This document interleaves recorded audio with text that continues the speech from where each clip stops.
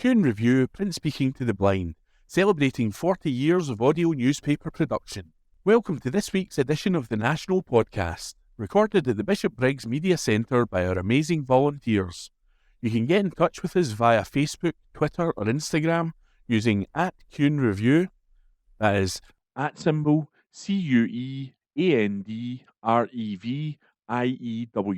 You can also contact us directly by emailing information@cunereview.com. That is INFORMATION @CuandReview.com, or by calling 0141 772 3976. That's 0141 772 3976. From the National, Friday the 20th of September 2024, from the Politics section. Ian Murray, Labour have big hill to climb to win Holyrood 2026. Article written by Lucy Jackson, multimedia journalist. Scottish Labour have a big hill to climb to win the next Holyrood election, the Scotland Secretary has said. Ian Murray said Labour face challenges to win the next election in Scotland because of the dire economic situation, warning that the party cannot take Scottish votes for granted. The Guardian reported that Murray is set to speak at the upcoming Labour Party conference in Liverpool, where he will tell delegates that the electorate in Scotland hasn't come home for Labour. They've lent us their vote to kick out the Tories and deliver the change that was in our manifesto, he is expected to say. We need to show the electorate that we can deliver, and that's going to be tough between now and 2026. It comes amid the Labour government's decision to scrap the winter fuel payment for those not in receipt of benefits, which has subsequently meant the Scottish government has been left with no choice but to do the same. The move has been met negatively by voters, with recent polling by Ipsos between September the 6th and 9th showing support for Starmer is dropping, with 46% of voters unfavourable towards him, his joint highest as Labour leader. Yet Murray defended the decision, saying it was necessary as Labour had inherited dire public finances and a series of industrial crises, pointing towards the closure of the Grangemouth oil refinery. Murray also said it was drilled into everyone at Keir Starmer's cabinet that winning the Scottish and Welsh devolved elections in 2026 was the gateway to a second Labour government at Westminster. He said that Labour were fulfilling their manifesto pledge to work more closely with devolved governments, such as through meetings with UK ministers and their Scottish counterparts, adding that Wes Streeting was never off the phone with Scottish Health Secretary Neil Gray. Murray argued that another reason for the improved relationship between the UK and Scottish governments is because securing independence is no longer a priority. Resetting the relationship is now much easier, he said. That constitutional argument has been set aside. It is no longer a priority for either government or the public. That article was written by Lucy Jackson and read to you by Elizabeth. From the National, Friday the 20th of September 2024, from the news section. There is no place for private jets in a greener future. Article written by Mark Ruskell, columnist. Rail is cleaner and greener than aviation and should always be cheaper. There are few things as wasteful, needless and destructive as private jets. They are used as a decadent and extravagant sign of wealth and status, transporting some of the wealthiest people in the world from one city to the next. They have no place in any kind of green vision for the future, yet there are 13,000 of them landing in Scotland every year. The levels of pollution that they pump into our atmosphere as they go are staggering, with 5 to 15 times as much CO2 per passenger as a commercial flight and 50 times as much as rail. It was 2019 when the Scottish Government declared a climate emergency, and since then, according to research in a new report by Oxfam Scotland, there have been 55,000 private flights recorded across our country. It seems absurd to me that we are allowing multimillionaires to pollute the world around us at such an obscene rate. Of course, the problem is bigger than private jets, but they are at the extreme end of a growing global problem, where the richest are consuming resources at a rate that is wrecking the planet, while the poorest can't meet their most basic needs. The truth is that we cannot even begin to tackle the climate crisis without drastically reducing the number of flights that are taking off and landing every day, both here in Scotland and around the world. Switching to biofuels to power aircraft would force the land needed for food production to be turned over to growing aviation fuel. There are no techno-fix solutions that allow aviation to keep growing. I understand why so many people choose to fly, even internally within the UK. Analysis from Greenpeace shows that getting the train between Edinburgh and London is on average 60% more expensive than flying. Despite that, more passengers have been switching from air to rail between Scotland and London. Rail can be competitive and more convenient than flights, but it needs investment in better trains, faster track and fair fares. For a lot of students and workers commuting daily, our trains are just about to become far more expensive, with the SNP government deciding to bring back peak rail fares from next week. It will undo a lot of progress and will almost double the cost of commuting for a lot of rail users. The removal of peak fares is something that the Scottish Greens were proud to work with campaigners and trade unions to achieve during our time in government. It took a lot of work, but it is a move that supported thousands of travellers during a cost of living crisis and encouraged cleaner, greener travel. Peak fares are nothing more than an unfair tax on people who often have no say in when they need to travel for work or study. How can we encourage more people to leave the car at home and switch to rail while we are hiking up prices and making it even less affordable? From the end of next week, someone travelling from my nearest city, Stirling, to Edinburgh will see their daily fare going up from £12 to £20. If they are travelling from Glasgow to Edinburgh, the cost of their fare will be hiked from £16 to £31. Those are big jumps and will make people reconsider how they travel. That's why the trade union movement has been so loud and clear in its opposition to the price rises, with RMT General Secretary Mike Lynch denouncing it as a short-sighted backwards step. As Oxfam's research has shown, we could help pay for incentives like scrapping peak rail fares by applying a tax on the private jet users who were doing so much damage. Using Oxfam's model, Scotland could raise more than £21 million a year by using air passenger duty powers, which could be invested in greener travel. It's a change that would be far easier with the support of the UK government, but with Labour looking unlikely to budge, it's important that we all work to overcome the constitutional hurdles which have seen these taxes held back for so long. The return of off-peak fares all day is vital, but it is only one of the steps we need to take if we are to truly boost rail and transform the way we travel. On a UK level, we also need to ensure we have faster links from Scotland cities to other parts of the UK, and end the tax reliefs the aviation industry receives to ensure that it is taxed in a way that reflects the enormous impact it has on our climate. Those funds can be reinvested in lowering the cost of our railways. The transport system we need is one where rail is always an affordable, accessible and reliable option, not one where private jets are flying overhead as the super-rich disregard our climate and pollute our planet. That article was written by Mark Ruskell and read to you by Elizabeth. From the National, Friday the 20th of September 2024, from the news section. Scottish University beats Oxbridge as 5 rank in UK top 20. Article written by James Walker, political reporter.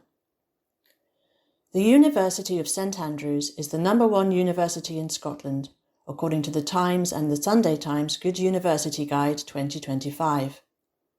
Despite slipping 1 spot in the institutional rankings, surpassed by the London School of Economics and Political Science, St Andrews has once again outperformed both the University of Oxford and the University of Cambridge by securing 2nd place. Meanwhile, 4 other Scottish universities have made the UK's top 30, including the University of Aberdeen 15th, Glasgow 16th, Edinburgh 17th and Strathclyde 20th. The University of St Andrews has also picked up an award for the University of the Year for Student Experience 2025. Helen Davis, editor of the Times and the Sunday Times Good University Guide, said, "The best universities, whether they were founded in the 15th century or 2005, are local and global powerhouses of intellectual thought and creativity, from the arts to science, that can power economic regeneration and lead the way to a better life. But what and where to study, and how to pay for it, has never been tougher. This is where our comprehensive guide can help. This year, we have tweaked our methodology to keep up with contemporary concerns around climate change and careers, and have added in a sustainability metric, teaming up with People and Planet, and boosted the weighting of graduate prospects. The higher education sector is facing unprecedented challenges, from debates on free speech to financial stability, but it is important to remember the force for good that going to university can be. See how the universities compare subject by subject, a guide on campus life, and what scholarships and bursaries may be on offer online. The full top 20 ranking is below. 1. London School of Economics and Political Science. 2. University of St Andrews. 3. University of Oxford. 4. University of Cambridge. 5. Durham University. 6. Imperial College London. 7. University College London. 8. University of Bath. 9. University of Warwick. 10. Loughborough University. 11. University of Bristol. 12. Lancaster University. 13. University of Exeter. 14. University of Sheffield. 15. University of Aberdeen. 16. University of Glasgow. 17 equal University of Edinburgh and University of York. 19. University of Southampton. 20. University of Strathclyde. That article was written by James Walker, political reporter, and read to you by Elizabeth. From The National, Friday the 20th of September 2024, from the news section. Call for Rachel Reeves to reverse cuts amid £10 billion budget boost. Article written by Steph Braun, multimedia political journalist. Rachel Reeves is coming under pressure to reverse a cut to the winter fuel payment after being handed a £10 billion budget boost by the Bank of England. Labour MPs have called for the extra cash to be used to ease spending cuts being prepared for the budget next month, which the Chancellor has claimed are needed to plug a £22 billion black hole left by the previous government. Rachel Maskell, Labour MP for York Central, said that the money raised by cutting the winter fuel payment was a tiny proportion of the windfall Reeves had been given, and that she should absolutely reconsider in the light of the bank's move. Reeves' room for manoeuvre has been increased by a bank decision to slow down the sale of government bonds stockpiled during the COVID lockdown. Bank of England policymakers on Thursday voted unanimously to reduce the stockpile of bonds held by £100 billion over the next 12 months, a change that could mean a £10 billion boost to the UK coffers ahead of the October budget announcement. Reeves is, however, understood to be holding firm against backtracking on cuts and is planning to bank the windfall. It comes after Reeves was warned earlier this week plans to slash public investment would continue to damage the foundations of the economy and undermine the UK's long-term fiscal sustainability by a group of prominent economists and ex-civil servants. In a letter to the Financial Times, former Cabinet Secretary Gus O'Donnell, ex-Commercial Secretary to the Treasury Jim O'Neill, and Professor Mariana Mazzucato of University College London urged the government to avoid cuts and instead implement a pro-investment fiscal framework that focuses on long-term fiscal sustainability. The letter said, "In the upcoming budget, it is essential that the government recognises the important role public investment must play in the decade of national renewal." SNP MP Stephen Gethens said Labour's embrace of Tory spending rules was looking less and less credible every day. He told The National, "The public purse has taken a double hit from Labour's endorsement both of Tory spending rules and a hard Tory Brexit. That has meant less money to spend on crucial public services and greater mismanagement of the economy affecting us all.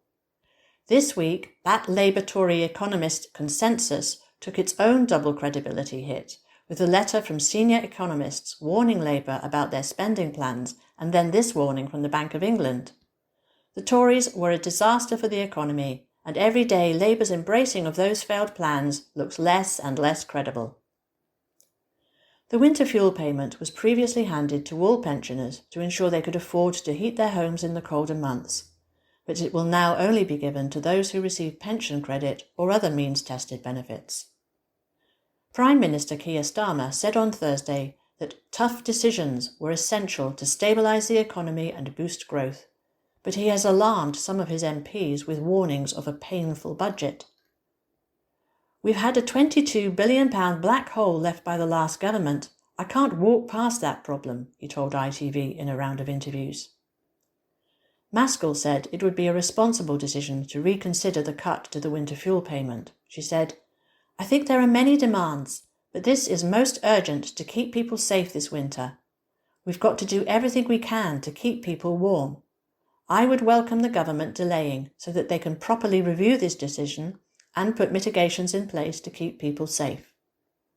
A Treasury source told The Times, "The Chancellor has said there will be difficult decisions across tax, welfare and spending at the budget. Nothing announced today changes that." One senior Labour MP also warned that if Reeves makes further cuts while banking £10 billion, it's going to go down extremely badly, not just with Labour colleagues who struggled with these cuts to winter fuel payments, but with our constituents. This is not what a Labour government was elected for. And that article was written by Steph Braun and read by Elizabeth. From the National, Sunday, 22nd September 2024. From the news section. Prince William visits Scottish venue linked to Aberdeen cocaine dealer. This article has been written by Hamish Morrison. Prince William has been slammed after hosting an event at a Scottish venue with close ties to a well-known convicted drug dealer. The heir to the throne held talks at the Union Kirk in Aberdeen city centre as a part of a promotional push for his anti-homelessness project, Homewards, despite the venue's links with cocaine dealer Paul Clarkson. Clarkson is the son of Portugal-based publican Stuart Clarkson, who owns a number of boozers in the Granite City, including the Union Kirk. Paul Clarkson was in April this year ordered to pay back the £65,000 he was accused of making in profit from pushing the Class A drug, of which the court said he had paid back £40,000. In December 2021, he was sentenced to 8 months in prison after being caught with more than £1,600 worth of cocaine, which he claimed to have been selling to fund his own habit at a lockdown busting party at one of his dad's venues, the Draft Project. Documents show Aberdeen City Council received scores of complaints about the venue, with the Clarkson family blamed for encouraging lockdown breaches when COVID was still rife. One furious Aberdeen local told the Sunday National he thought it was absolutely disgusting William had visited the Union Kirk last week, owning to its ownership by the Clarkson family. He said even the local bobbies were disgusted, terrible message to send to people. Graham Smith, head of the anti-monarchy campaign group Republic, said the visit called into question Prince William's judgment. He said Prince William's homeless project has been all show and little substance from the start, so it doesn't surprise me that he hasn't bothered to do some due diligence on who he is working with. This obviously raises questions as to what money was paid for the use of the facilities and what kind of operation William is backing when the people involved have less than stellar reputations. There must be lots of other venues and charities that could have hosted the event. Why did he choose that one? Another Aberdeen resident quipped, with Charlie being his dad, it makes perfect sense for Prince William to visit. Speaking to the press and journal at the time of Paul Clarkson's trial, Dad Stewart dismissed a comment from his other son, Jordan's threatening to ban people who discuss the farm's involvement with lockdown breaches from all the family's venues. Stewart also refused to be drawn on whether it would be appropriate for Paul to continue as operations director for the family farm, Hebe Development Company.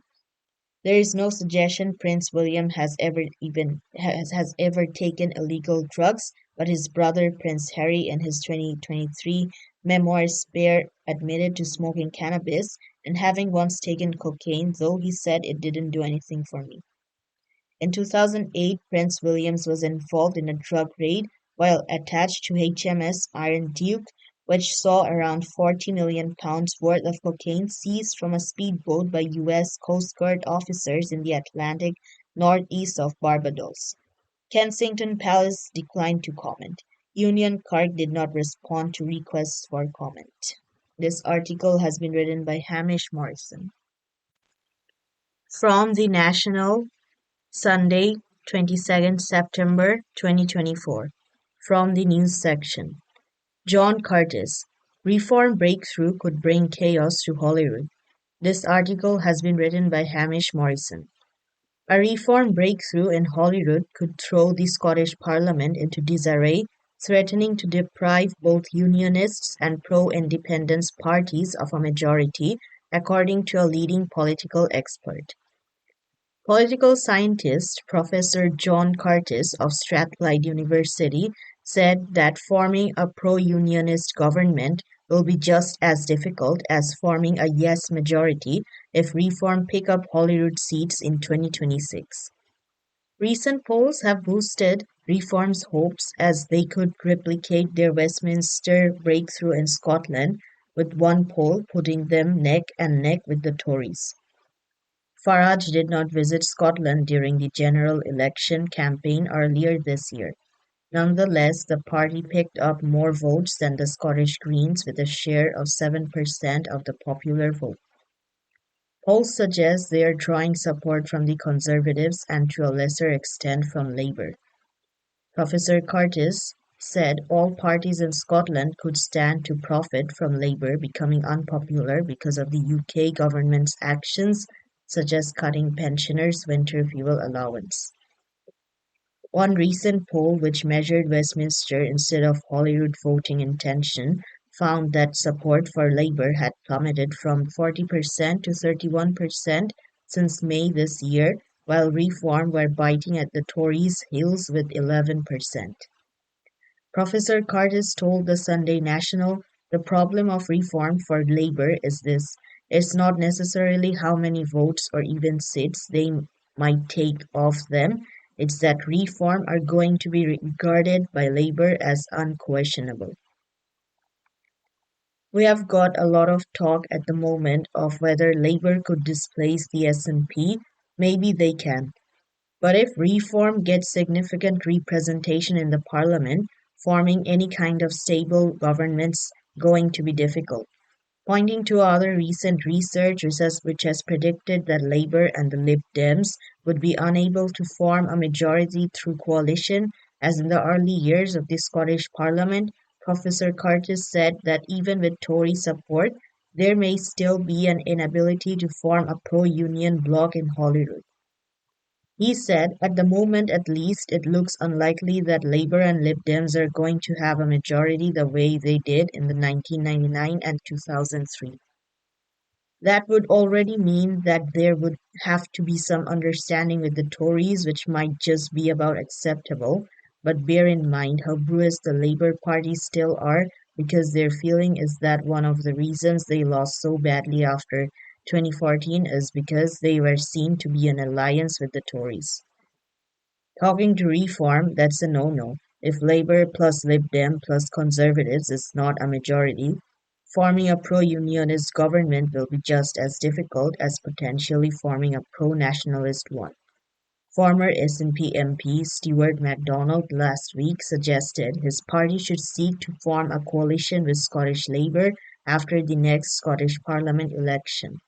Writing in The Spectator, he said it would be a breath of fresh air for two centre-left parties to work together. MacDonald added, "I don't suggest for a moment, of course, that this would be easy.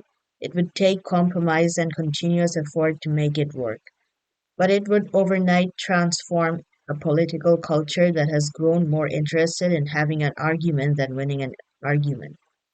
A key challenge for Reform in the run-up to the next Holyrood poll is whether they will be able to sustain the momentum of their insurgent Westminster race earlier this year.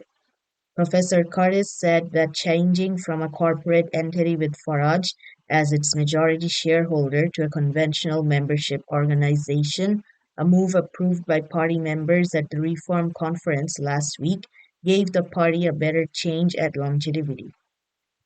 He said at the end of the day, why have the Lib Dems survived the disaster of the coalition?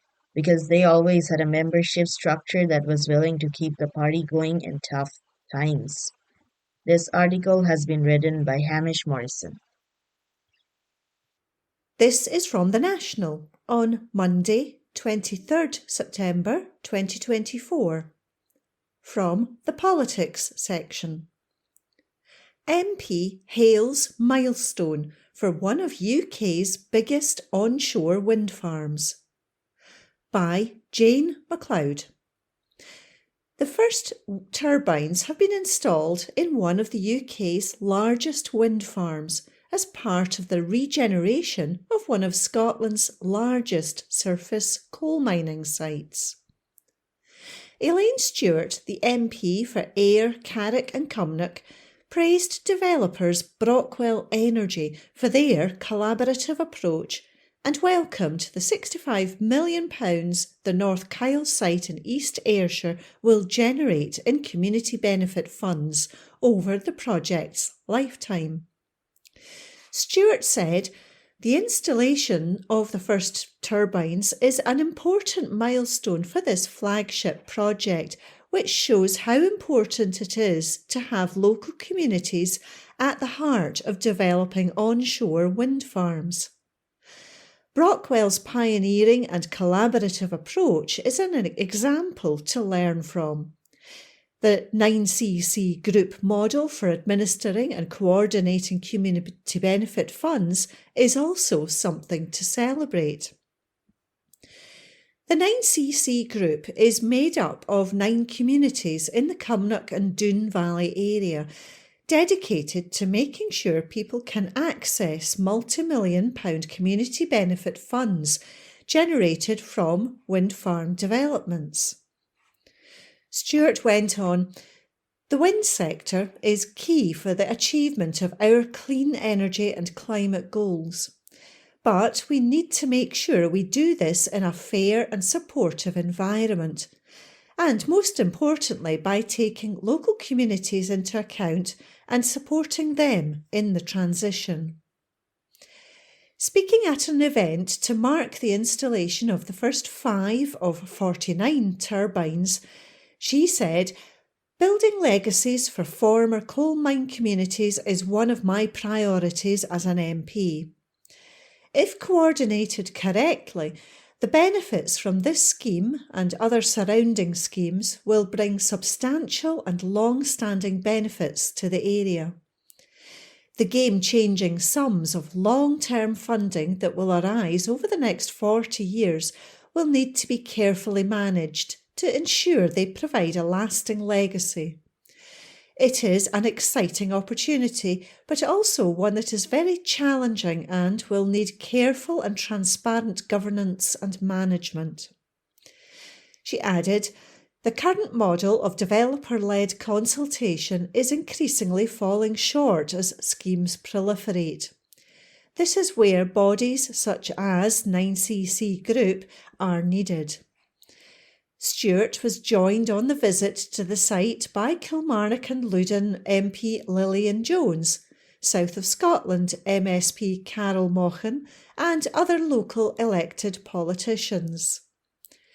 Each turbine has a maximum tip height of 149.9 metres, and when fully operational in October next year, the 49 turbines will generate enough green energy to power the equivalent of 168,000 homes each year.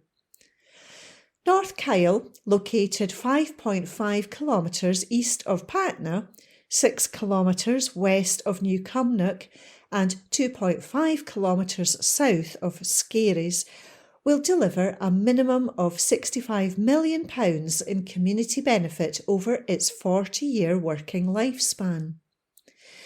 Community benefit is being managed by the 9cc Group.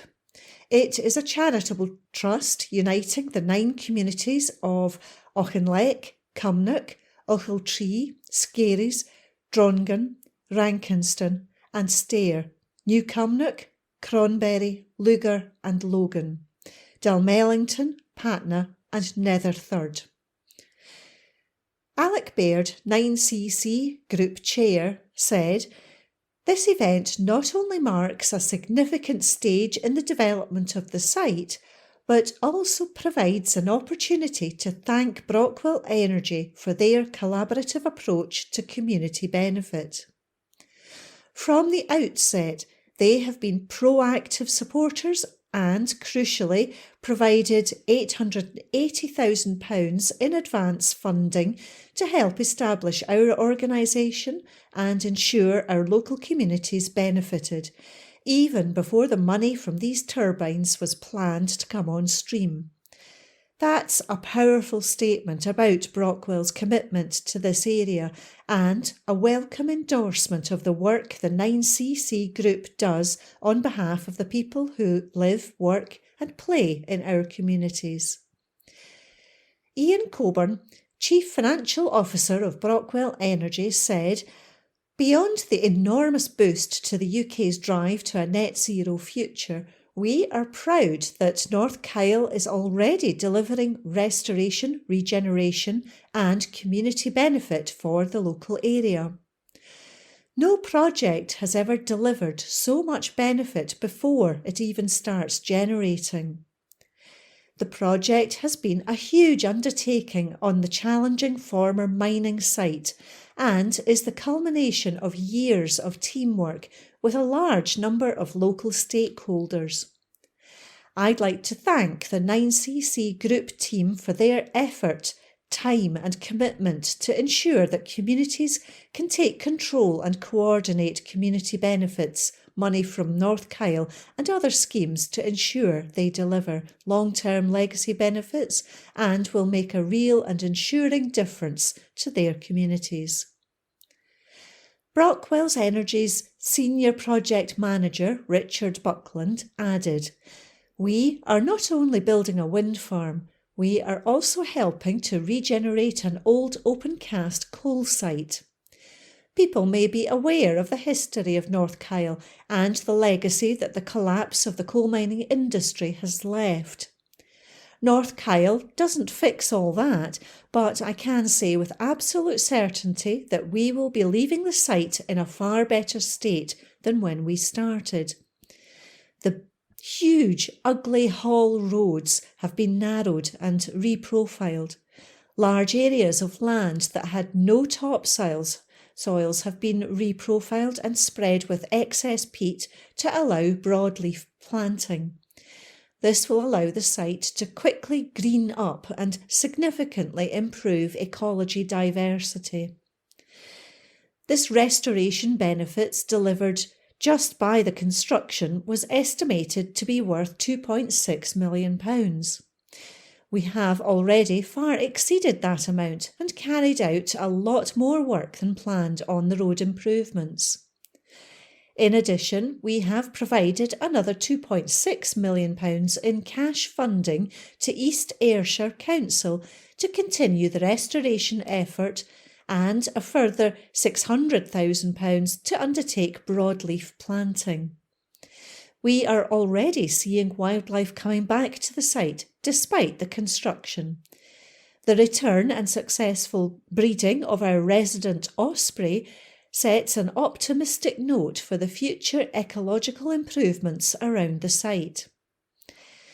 Stuart, whose maiden speech and first question at Westminster focused on giving support for coalfield communities, told event guests, "The UK government has committed to doubling onshore wind energy by 2030.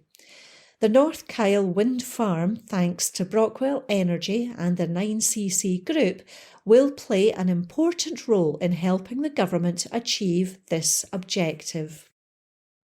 That article was by Jane MacLeod. From the National, Monday the 23rd of September 2024. From the comment section, Orkney, Farming is right at the very heart of island life. Article written by Ross Cunningham. I've been living in Orkney for just over a year, and one of the first things that comes to mind when I think about these islands, aside from the Old Man of Hoy or Skara Brae, is farming. Agriculture is huge in Orkney. The vast majority of the land is farmed. In the summer, or any time of the year really, you will see field upon field of livestock and crops. In fact, 1 in 10 working people in Orkney are employed in the agricultural sector, one of the highest rates in Scotland. Farming has been big business here for thousands of years. It's a key reason why the Vikings settled here. Why would you try and compete with other Viking warriors for the relatively small arable areas between the rugged coast and mountains of Norway? If you had the opportunity to farm land in Orkney, which should sustain you and your family many times over. And long before that, the Neolithic people who called Orkney their home farmed animals, grew crops, and had the ocean around them to catch fresh marine life. Having such an abundance of resources would have given them the free time and energy to build the great stone circles, tombs and monuments which likely once made Orkney a cultural capital of Britain. For millennia, farming has given a livelihood to the people who live here, and what has been grown from the soils and reared in the fields has sustained the populations, whether it was the Neolithic people, the Picts, the Vikings, or now the Scots. Last month, I went along to a few of the local agricultural shows. There is even a public holiday in Orkney for people to attend the Downby show. The big one, though, is the county show held in Kirkwall. Incredibly, the numbers that attend add up to more than half the overall population of Orkney, and it's an event you will hear people talking about many weeks in advance. It's where the winners of all the respective shows come to the archipelago, Downby, East Mainland, Sandy, Shapinsay and St Margaret's Hope, come together to see who wins in Orkney overall. But it's more than that. It's where people from all walks of life meet to socialise and enjoy the showcasing of Orkney's agricultural sector, as well as the food and drink available. There are many people who grew up here and moved away who will come back in the summer period, and going along to the county show is a chance to catch up with old friends and bring back those nostalgic memories of seeing the show as a wee lass or lad. Orcadians are extremely proud of where they come from, so much so that many won't even really think of themselves as Scottish. Mainland Scotland is only a few short miles south across the Pentland Firth, but because for the most parts of Orkney I can't see it, and I know I can't drive to it, it can feel very far away. It makes Orkney feel like it is the world. It makes me have a greater connection to it. I found myself buying Orkney milk from the local supermarket because it goes towards local farmers. When I visit the smaller islands in Orkney, I will make a point of spending money in the local shops or cafes there because I know it helps the isle's economy. And I've even found myself at times picking up litter in local parks because I want to preserve and protect the place for myself and others to enjoy. People who live here are generally very nice, very friendly folk who are extremely outgoing. Recently, I was walking down the road to the ferry terminal in Fota and 3 separate passing car drivers stopped to offer me a lift. It may come from an island culture where people have had to learn to band together, to be resilient and rely on their communities to get through the difficult times caused by the weather, and not having the ability to easily travel to the next county like people in mainland Scotland would take for granted. Walking around the agricultural shows, you see that togetherness in action and that sense of Orkney pride. Orcadians are there championing their food and drink sector, but they're also, perhaps unknowingly, championing what makes Orkney such a special place to live. Its community. And that was a comment piece by Ross Cunningham, and it was read by me, Ian McKenna. From the National, Tuesday the 24th of September 2024, from the news section. Avanti West Coast put out warning amid England flooding. Article written by Steph Braun. Avanti West Coast services are being affected by flooding in England. The company posted a tweet on Tuesday morning stating that due to flooding between Rugby and Milton Keynes, trains are having to run at a reduced speed on all lines. Bosses warned services running through these stations may be cancelled or delayed. It comes after parts of Bedfordshire, Oxfordshire, Warwickshire and Northamptonshire saw more than 100 millimetres of rain in the last 48 hours, with Woburn in Bedfordshire seeing 132 millimetres recorded, more than twice the amount of its September average rainfall amount, according to the Met Office. The Environment Agency had 32 flood warnings, meaning flooding is expected, and 94 flood alerts, meaning it is possible, in place across England on Tuesday morning, but a respite from more heavy rain is expected. London Northwestern Railway said its Marston Valley line, which operates services between Bedford and Bletchley, would be suspended until September 30th. And Chiltern Railways said trains between Banbury and Bicester North were running at reduced speed on all lines. The National Grid said it had seen a week's worth of power cuts across the weekend. Drier but noticeably cooler conditions are forecast widely on Tuesday, with Scotland and Northern England still seeing some isolated heavy showers with a chance of thunder, according to the Met Office, which said further weather warnings are unlikely. Maximum temperatures are expected to rise no higher than the mid-teens. And that article was written by Steph Braun. From The National, Tuesday the 24th of September 2024. From the news section. Avengers Endgame has positive impact on Scottish Borders Village. Article written by Paul Kelly. The positive tourism impact filming of a blockbusting movie had on Borders Village has been dissected by the manager of a South of Scotland film service.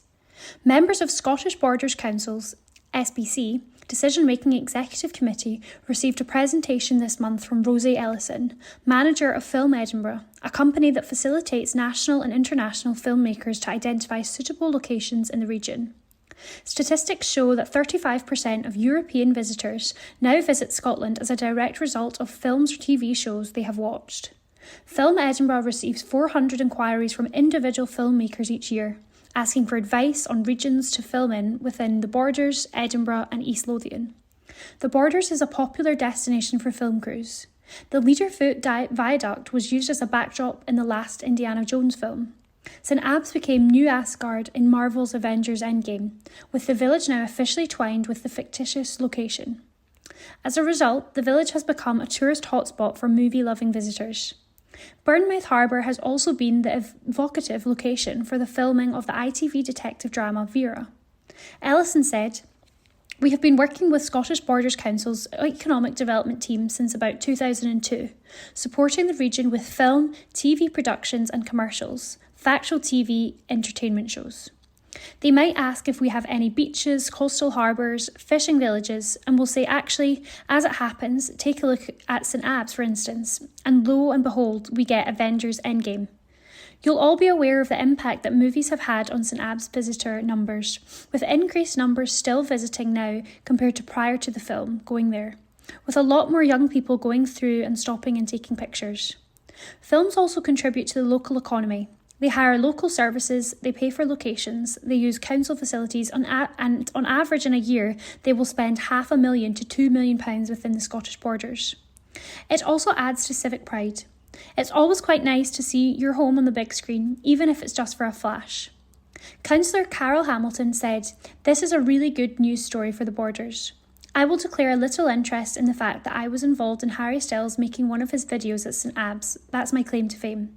It's just really good to see the film companies being involved within the communities and being mindful of what the communities need and want. The fact they use catering, taxis, pubs, it's all the kind of things they need to make their film. I know that in Abbs in particular, there has been a positive tourism impact." Councillor Faye Sinclair said, "You can't underestimate the impact that this has on young people. Recognising places that are home to them on the big screen gives them a sense of pride." And that article was written by Paul Kelly. From The National, Tuesday the 24th of September 2024, from the Politics section. Homelessness applications in Scotland reach highest level for 12 years. Article written by Steph Braun. Homelessness applications in Scotland have reached their highest level for 12 years.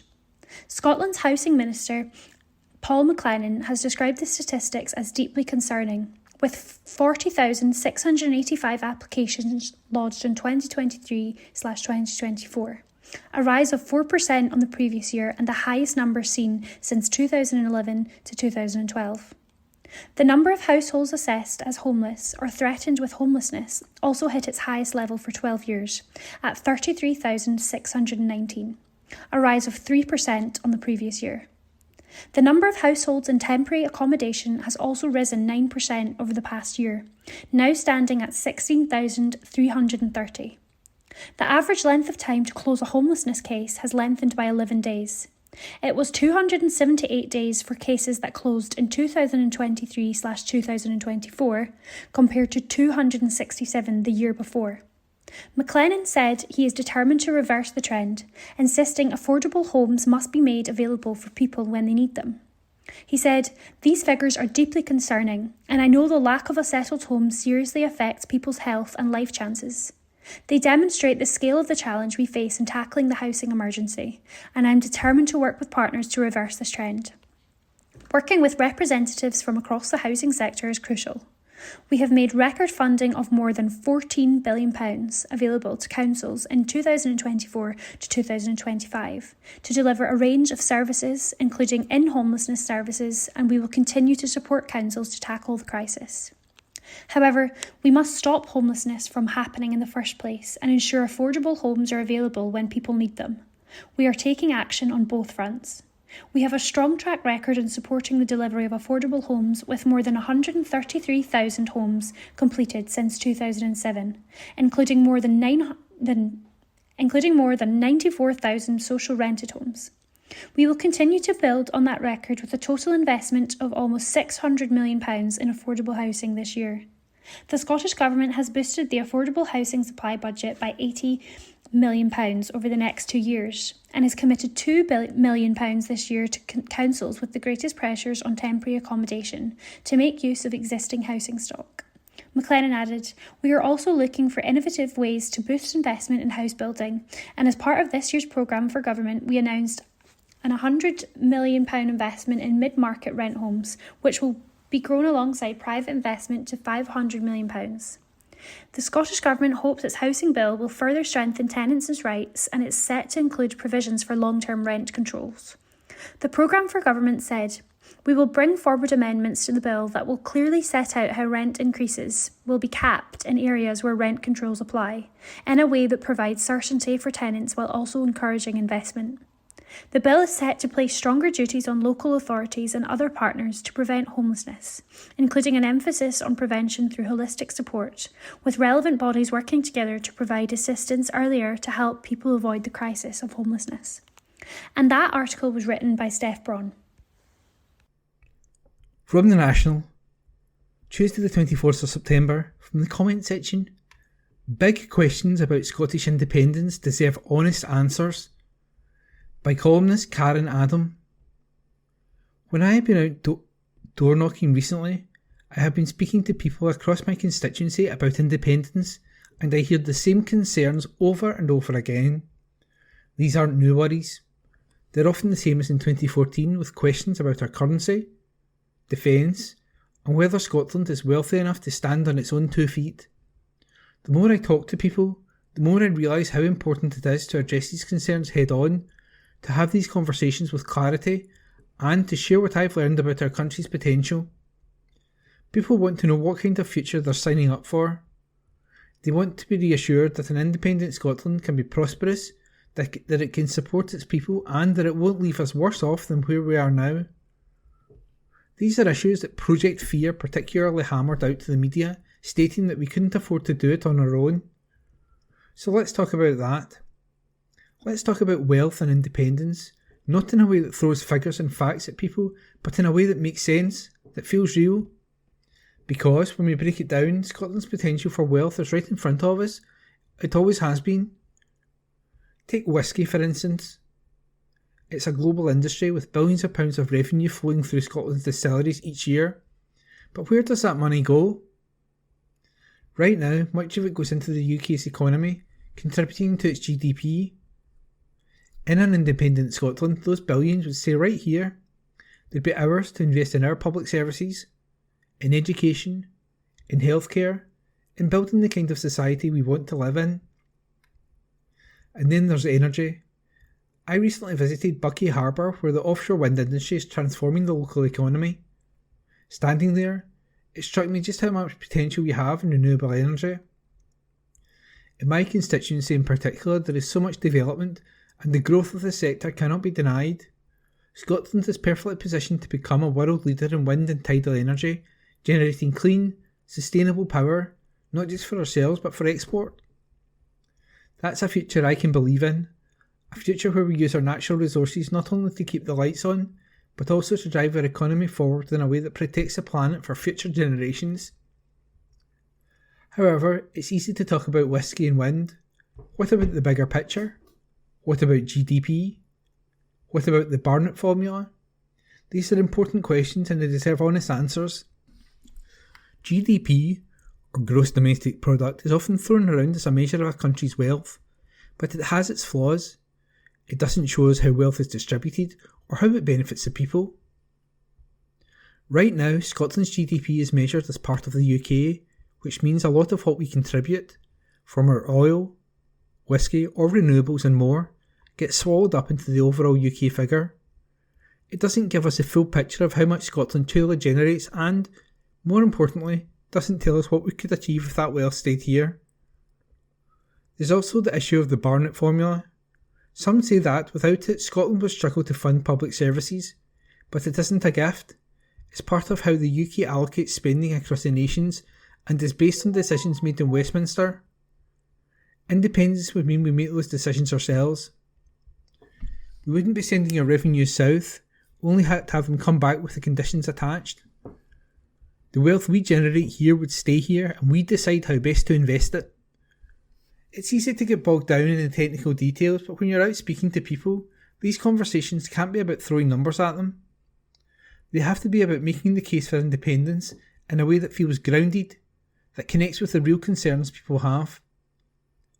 It's about asking, what kind of country do you want to live in, and then showing them how independence can make that happen. Let's look at countries such as Norway. It has managed its oil revenues wisely, investing them into a sovereign wealth fund that now benefits its entire population. Or take Ireland, which, despite its small size and turbulent history, is one of the fastest growing economies in Europe.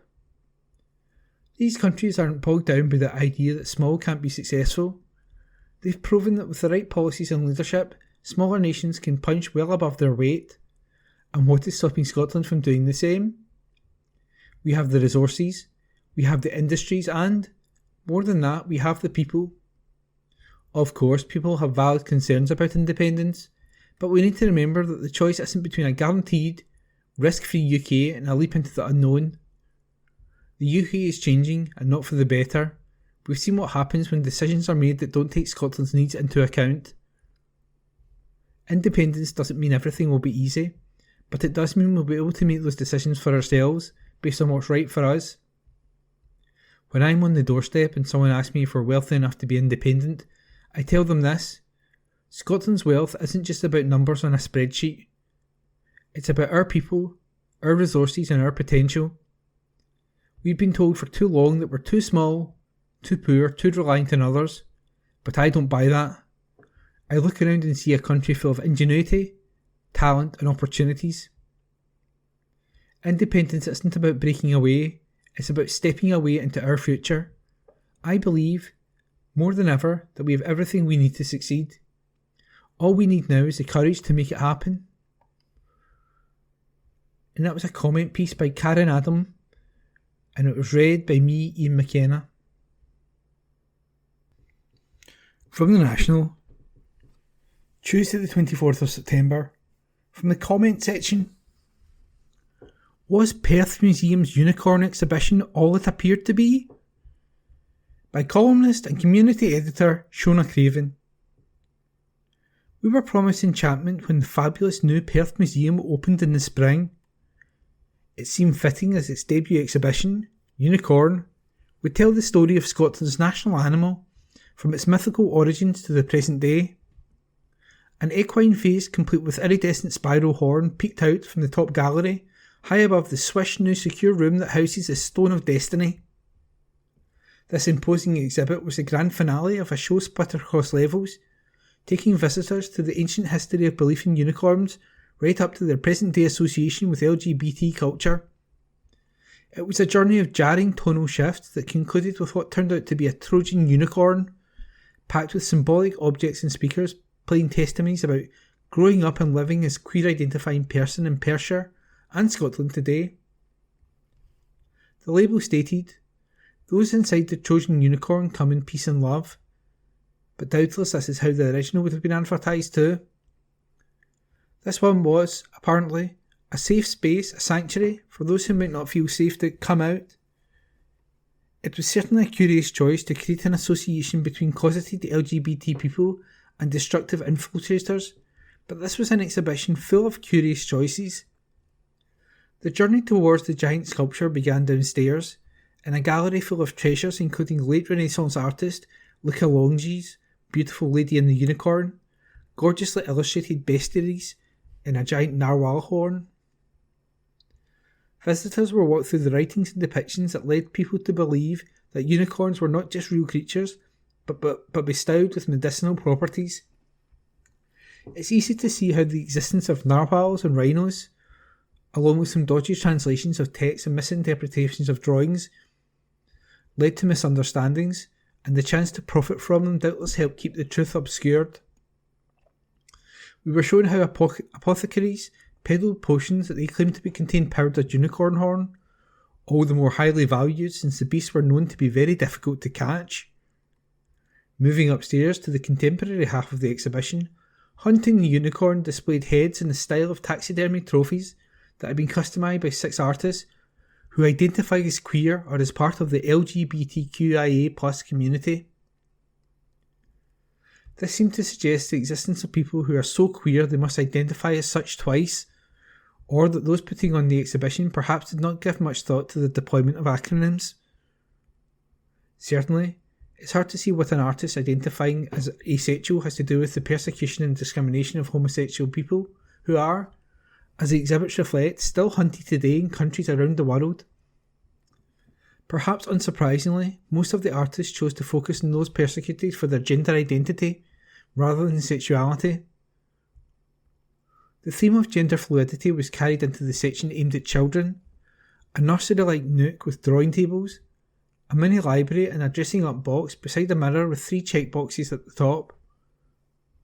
Beside girl and boy were crosses, beside unicorn, a tick. Innocent fun, you might think. What child wouldn't choose to be a unicorn rather than a boring old boy or girl, especially after walking past 2 colourful displays of unicorn plushie toys and clothes sourced from local people to highlight the enduring power of the unicorn in contemporary culture?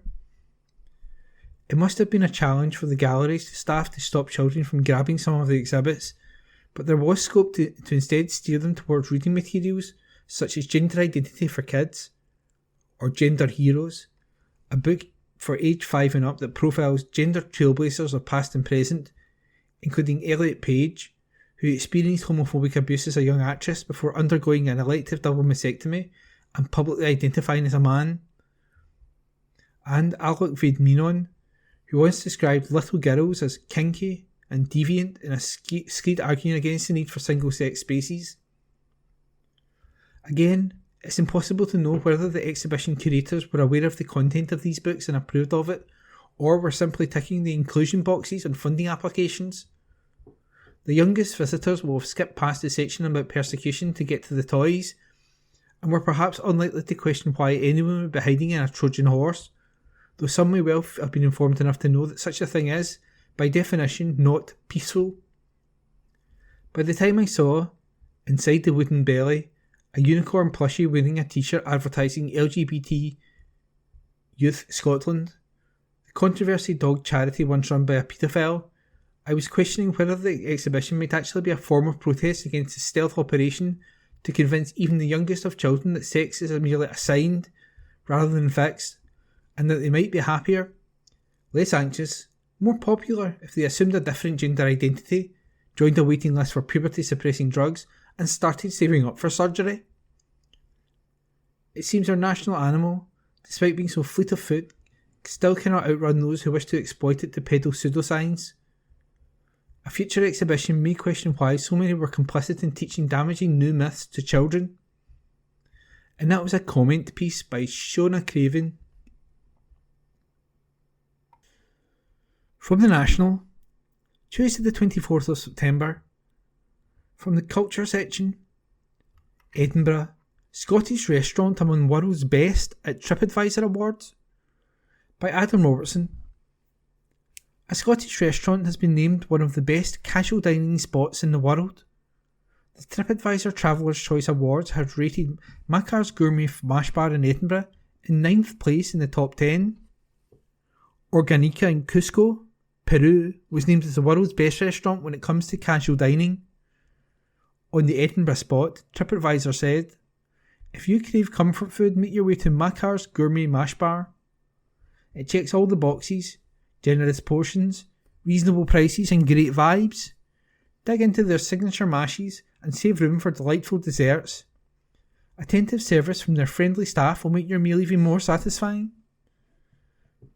The restaurant can be found on Bank Street in the Scottish capital, just off the Royal Mile. Elsewhere, Murphy's Pakora Bar in Glasgow was named as one of the best casual dining spots in the UK.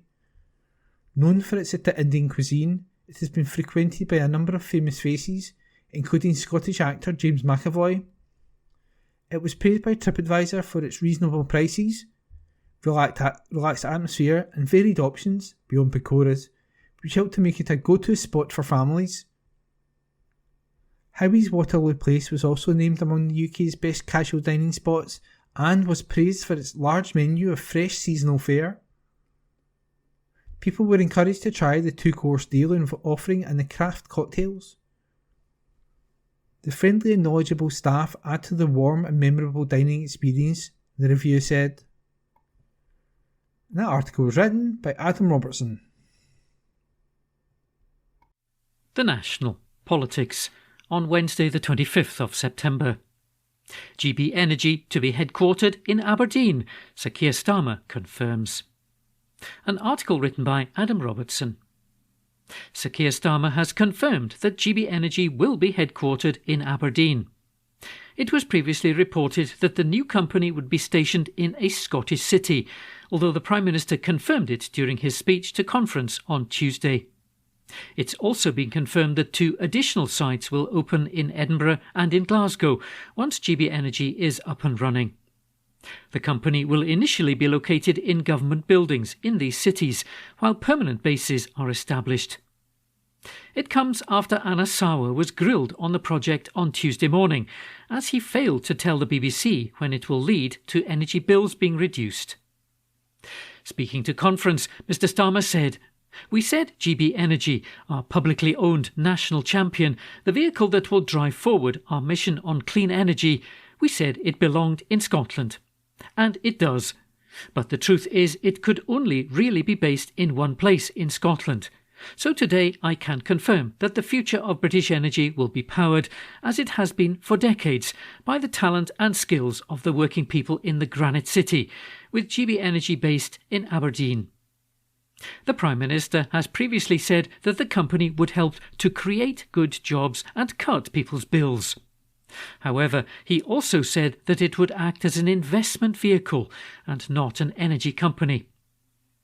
In his speech, Mr Starmer added, "This is how the work of change happens, a decisive mission-led government, moving our country forward step by step, focused on a clear long-term plan, that first we stabilise our economy, second we fix the foundations, and third we build, with pride and determination, a Britain that belongs to you."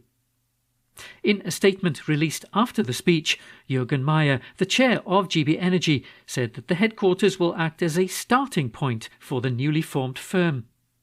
"We will use this base to rapidly scale up this publicly owned, operationally independent company and start to engage with investors and communities to build supply chains across the UK," he added. Elsewhere in his speech, Mr Starmer said he understood people will ask what we will get to show for it when the government pursues national renewal. He said, "I understand that. After all, what they're used to is a lie, an act, a charade, a performance. You can call it populism, many people do, but I prefer to call it the politics of easy answers. Because at its core that's what it is, a deliberate refusal to countenance tough decisions, because the political pain is just too much to bear. Party first, country second. Following the announcement from Mr Starmer, SNP Westminster leader Stephen Flynn took to X, formerly known as Twitter, to share his reaction to the news. He said, "Good, of course. Now just to tell us what it will actually do and when it will bring down energy bills, as promised." Scotland's acting Energy Secretary, Gillian Martin, welcomed the announcement but urged the UK government to accelerate the establishment of GB Energy. "We will now press the UK government to make sure that this announcement brings real decision-making to Aberdeen and adds value to the great work already taking place in the energy transition," she said. More widely, we're working closely with the UK government as it establishes the GB Energy team, and we would encourage them to accelerate the establishment of the new organisation so that investment in projects in Scotland can be taken forward without delay. Reacting to the news, Scottish Green MSP Maggie Chapman said that the announcement raised more questions than it did answers. She called for future greater collaboration between the Labour government and the MSPs who represent the region to ensure that GB Energy can help tackle the climate crisis. If done properly, GB Energy could present an important opportunity for Aberdeen, with new jobs, investment, a focus away from the legacy of oil and gas, the MSP said. "We want to be optimistic, but a lot of us are concerned that this will become an investor's playpen rather than a genuine driver of new renewables projects."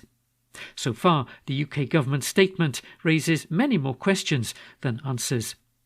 It's time for Labour to be clear about its ambitions for this project and what it will look like. GB Energy should be an organisation that resources the energy sector's move towards genuine renewable energy, not an excuse for more warm words on oil, gas and nuclear. An energy transition without justice for workers and affected communities is the last thing we need. Aberdeen has a unique role to play in driving forward our just transition. It can be the engine that drives the climate action and green economy that are so vital. The UK government must ensure that GB Energy works for public interests in the region and the sector, and is not simply a way to line private pockets. I would welcome greater collaboration between the Labour government and the MSPs who represent the region to ensure that GB Energy lives up to the challenge of our climate crisis. An article written by Adam Robertson. The National Politics on Wednesday the 25th of September. Neil Gray welcomes the NHS pay deal acceptance. An article written by Josh Carmichael. Health Secretary Neil Gray welcomed NHS staff agreeing a £448 million pay deal with the Scottish Government. The Royal College of Nursing joined Unison and Unite on Monday in accepting the deal, which will see pay rise by 5.5%. Agenda for Change staff, which includes nurses, midwives, paramedics and hospital staff, will receive the uplift, which will be backdated to April this year. Mr Gray said, "I'm pleased that trade unions have unanimously agreed to accept this pay offer, which ensures that nurses and healthcare staff in Scotland who are part of Agenda for Change will have the best reward package in the UK. I want to again thank Scotland's hard-working healthcare staff for the care that they provide to patients day in, day out. They are the backbone of the NHS and we're committed to ensuring that they feel supported and valued." The chair of the Royal College of Nursing Scotland Board, Julie Lambeth, said, "While the deal was accepted, the government still has more to do, after 39% of respondents to a ballot voted against it. This is not the end. We will continue the fight for fair pay and safe staffing," she said. An article written by Josh Carmichael. The National News on Wednesday the 25th of September. New vaccine could save thousands of lives. An article written by Lucy Garcia. The lives of thousands of elderly people in the UK could be saved each year by a new vaccine that protects against a respiratory virus, according to a study. It could also free up thousands of GP appointments and hospital beds, research has found. A review by experts at the University of Aberdeen and the MRC University of Glasgow Centre for Virus Research followed the NHS rollout of the respiratory syncytial virus, or RSV, jab, which is being offered to people aged 75 and over, as well as women from 28 weeks of pregnancy. RSV causes infections of the lungs and respiratory tract, and typically causes cold-like symptoms in healthy adults and older children. However, babies and older people are at risk of severe infection, as well as those with heart and lung disease, or anyone with a weak immune system. The study, published in Age and Aging, said evidence suggests that a 70% take-up of the vaccine amongst the older age group could prevent up to 2,800 deaths every year. It could also free up 36,000 GP consultations, prevent 4,600 hospital admissions and 1,000 admissions to intensive care. Professor Roy Soiser, who led the research at the University of Aberdeen, said, "The NHS is badly stretched, so efforts to reduce the healthcare burden from avoidable communicable diseases such as RSV infection are highly desirable." The RSV vaccine programme was rolled out in Scotland in August and in England, Wales and Northern Ireland this month. There's also a one-time catch-up scheme targeting those aged 75 to 79 to ensure that older people are protected ahead of winter. While researchers warned clinicians may encounter increasing vaccine fatigue and vaccine hesitancy, especially amongst men and those from more deprived backgrounds, data analysed from Scotland suggests that older people are less prone than younger adults to miss out on jabs when offered. Professor Soiser added, "Our review found that the vaccines are safe and effective, and we're calling on healthcare professionals and carers to encourage those invited to receive the vaccine to take up the opportunity." An article written by Lucy Garcia. The National, on Wednesday the 25th of September. Opinion. No answer from Labour on when GB Energy will reduce bills. The Real Scottish Politics, a column written by the Wee Ginger Doug. The Labour Party conference is continuing in Liverpool this week, and it ought to be abundantly clear by now to anyone who's been paying even cursory attention that the Labour Party is entrenched in the same high-handed, arrogant, entitled and above all useless mindset which we came to know and loathe from the contingent of Labour no-marks whose bums made themselves cosy on the Commons benches throughout the 1980s, 1990s and the early 2000s, ostensibly representing Scottish constituencies in Westminster. Many of them are now making their bums cosy on the benches of the Lords. The Labour Party has learned nothing at all from its long period in the Scottish political wilderness, from which we can only conclude that Labour's long period in the Scottish political wilderness was nowhere near long enough. Anas Sarwar was unable to answer a simple question about one of the key promises he and his party had made during this summer's Westminster general election campaign. That is, the promise that a Labour government would bring down energy bills through its establishment of a state-owned energy company, GB Energy. Before looking at Mr Sarwar's comments, it's worth quickly looking at the trajectory of Labour's promises on energy. When Sir Keir Starmer was campaigning to take over from Jeremy Corbyn as leader of the Labour Party, he vowed to continue the party policy then in place of nationalising the Big Six energy companies. This was one of the first policies to fall by the wayside after Mr Starmer secured the leadership. By 2021, Mr Starmer was telling the Labour Party conference that he would take a pragmatic approach to common ownership if he became Prime Minister. Mr Starmer announced this U-turn on long-standing Labour policy without consulting or informing Ed Miliband, who is now Secretary of State for Energy, but who at the time was Labour's energy spokesman. Just days before, Mr Miliband had told the BBC that the party was about to renew its commitment to common ownership of energy and other public resources. The promise then came the establishment of GB Energy, which we were told would be a publicly owned producer of renewable energy and owner of key energy-producing assets, which would play a key role in bringing cheap renewable energy to the market, contributing to lower energy prices all round. However, just a few days before the general election, we discovered that GB Energy would not, after all, be an energy company in any traditional understanding of the term. GB Energy would in fact be an investment vehicle, with a goal of funneling public funds into privately owned renewable energy development projects. It's merely a new incarnation of the public-private partnerships so beloved of previous Labour governments, which have proven to be spectacularly poor value for money.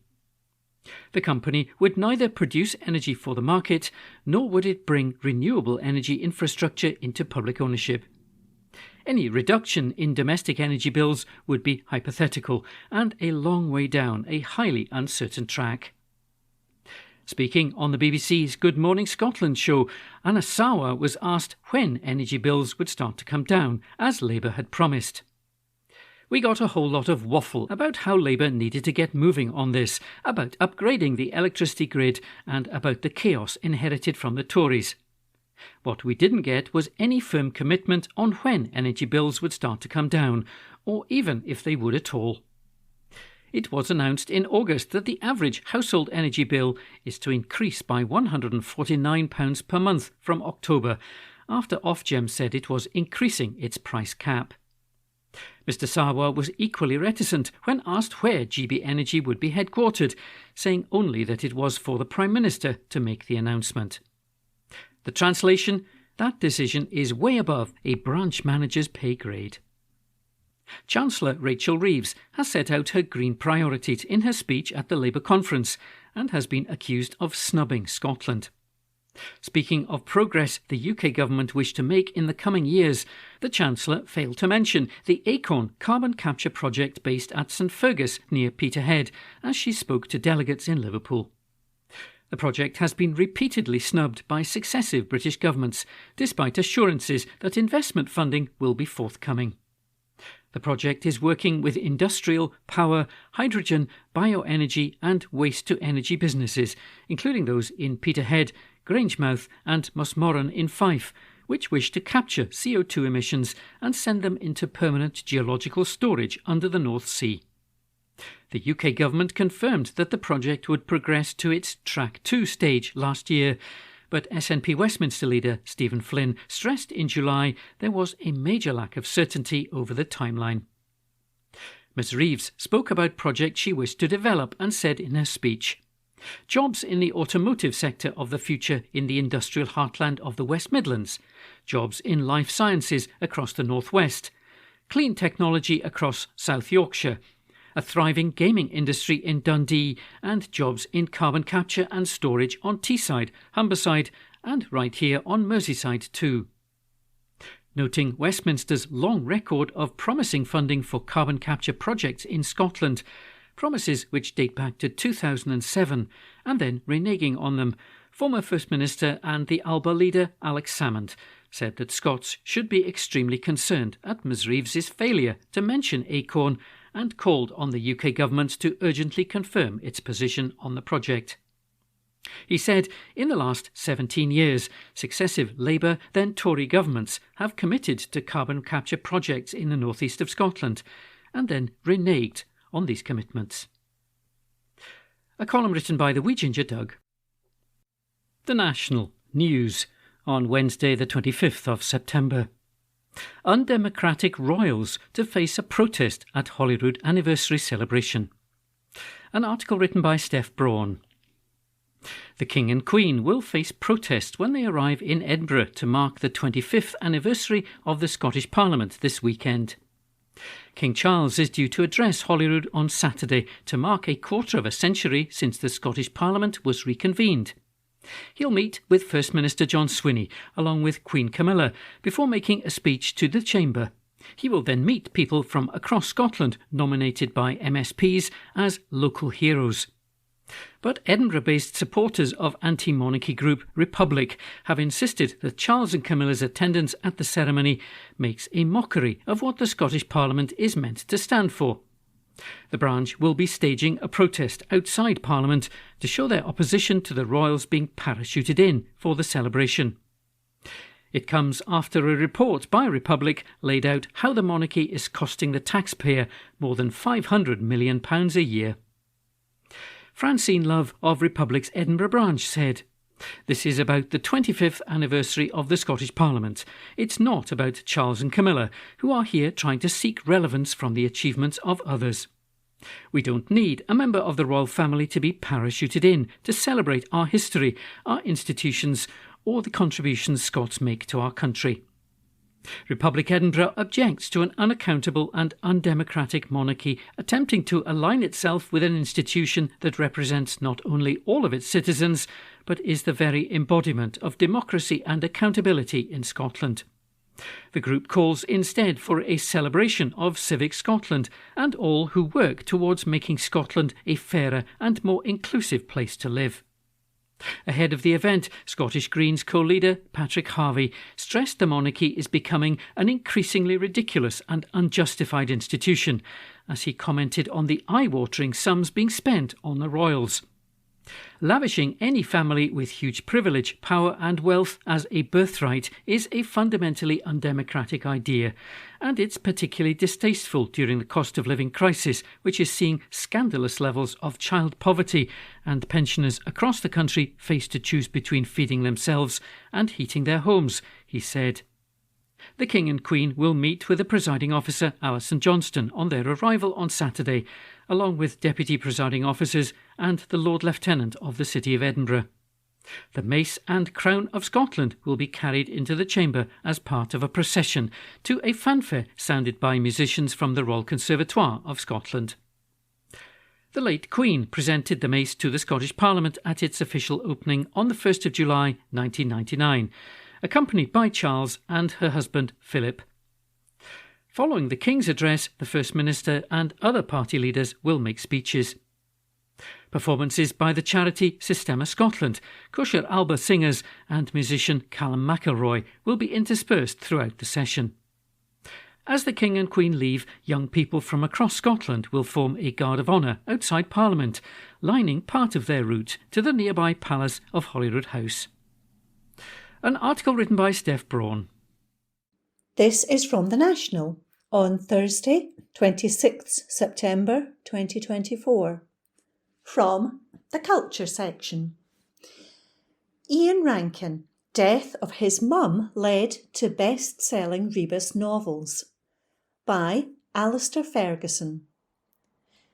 Scottish author Ian Rankin explained why the death of his mother when he was just a teenager may have led him to his most famous character from his best-selling rebus novels. During an interview with BBC Scotland News, Rankin spoke about how his mother Isabel became ill just 2 weeks after he left the family home in Fife at the age of 19 to study at the University of Edinburgh. He remembers her as a lovely wee mum, as she died just 10 months after he left home, having never formally been diagnosed. It was a tough time, and the stuff I was writing about got very dark as a result of that, and maybe that was the start of the journey that would lead me writing quite dark police novels about Edinburgh, he told the BBC. The author said he split his time between his hometown in Cardendon and in Edinburgh, where he was pretending to be bohemian. He said, "I was smoking Galois cigarettes and reciting bad poetry that I wrote, and then I would jump on the train, go back to Cardendon and watch my mum deteriorating." Writing helped him cope with the death of his mother, as he said it helped him try and answer some of the biggest questions about the world we live in. Humanity seems a wee bit bleak to you when that sort of stuff happens, and you think, where is God in all this? Nowhere to be seen, he said. With crime fiction, you are looking at the human condition. You're trying to answer some very big questions about the way the world is and the way human beings are. So it is possible that my mum dying got me thinking in those terms. Rankin's father, Jim, died 10 years after his mother and saw him become a published author, but didn't get to see him rise to the heights of writing fame that he's achieved.